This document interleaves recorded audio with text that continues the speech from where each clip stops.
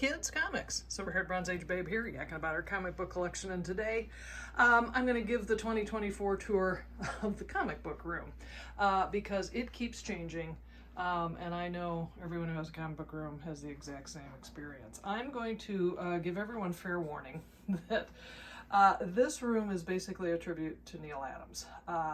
When I was a wee lass of like 10 years old, the first comic books that turned me into a fan were Neal Adams books, and even though I didn't know who he was at the time. So that's why his art is so special. Now this likeness of Neal Adams was drawn by his daughter Zia, because she has a series of voodoo doll prints, which we'll get to in a minute. But that just absolutely cracks me up. And that is a new addition to the room. So what I think I'm going to do is start over on this side. I must say, I had every intention of keeping the comic book room kind of, I don't know, sparse, but that isn't how it's turning out. This section is the Neal Adams 27 covers section. In 2016, he did a series of variant covers where he took his famous books from the Bronze and Silver Age and he swapped characters. I have a collection of all 27 raw books.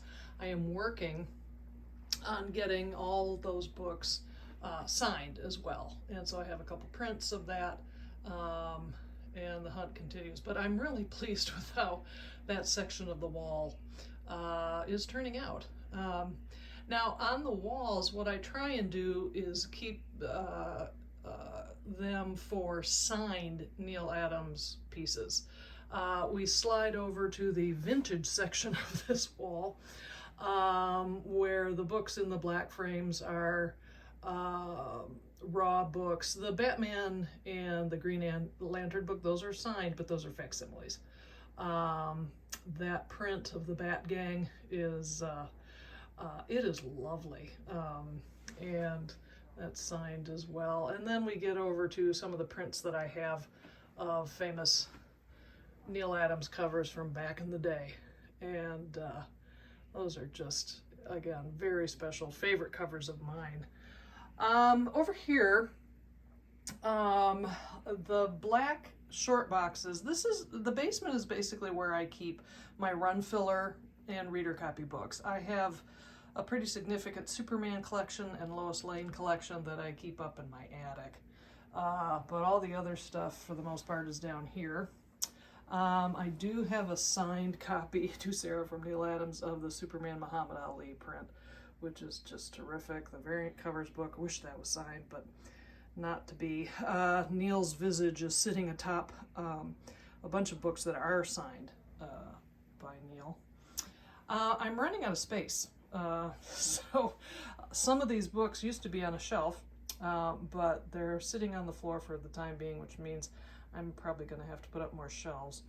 This is a signed copy of the Sports Stars of the 20th Century. My nephew, when he first saw this, basically tried to take it off the wall and walk away with it, when I had to remind him that, no, that's mine, not yours. Zia Adams, again, her voodoo doll prints absolutely charm me. I cannot stop laughing at them.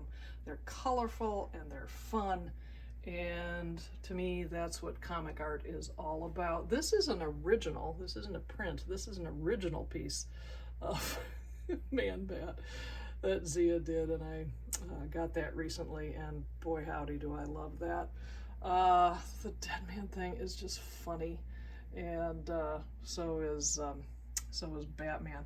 Actually, before I zip by this section, I should mention that these prints here, these are also signed by Zia Adams. She did the color on all of these, which I didn't realize, and boy, they're lovely.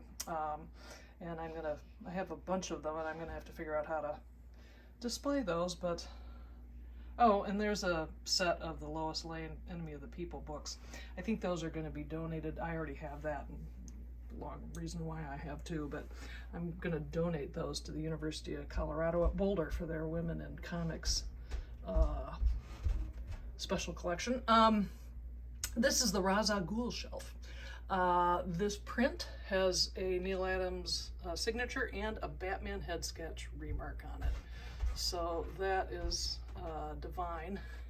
And these are my slabbed copies of, this is Ra's al Ghul's second appearance and Ra's al Ghul's third appearance. I am too cheap to get a copy of the actual book of his first appearance, but the fact is I have so many copies of the story that I'm really not that interested in doing it. Neal Adams did some Lois Lane covers, and so I have a bunch of Lois Lane slabs, and I bring some down every now and then, swap them out so I can adore them. Those are just lots of fun. And then speaking of Lois Lane, this is a color guide from a page that comes from that book. I got my superhero DVDs, I got my Battlestar Galactica DVDs because I can't live without it.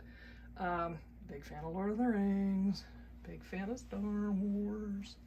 This is the Wonder Woman tribute area. And I gotta say that the current Wonder Woman books, I'm really enjoying that series tremendously.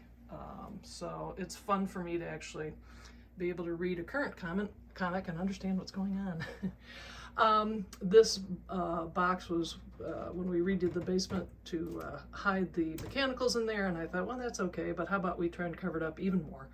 And so I have some of my graded slabs.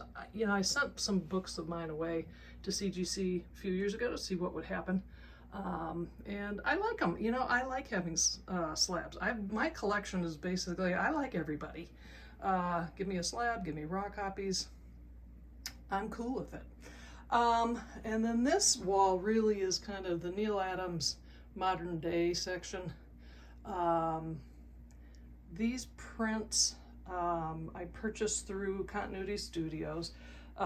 Neal's daughters run that twice a week on YouTube, Instagram, and now, Facebook and now YouTube. So they have some pricey original art, which is beautiful, but I tend to stick to, I'm going for quantity rather than quality, I guess, but these prints are just great. And the ones on top here, these are the prints that started my, gosh, I really like getting signed prints. My partner worked for eBay, and years ago, she worked with comic book sellers, and so she was at a Comic-Con, and she walked up to Neal Adams and said, hey, my partner really loves you. And he said, hey, she has a really good taste.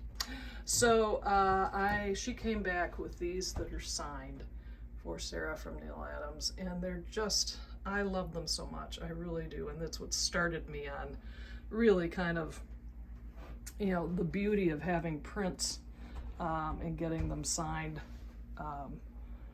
by my favorite artist. And then finally, what really makes the comic book room sing is the comic book tray.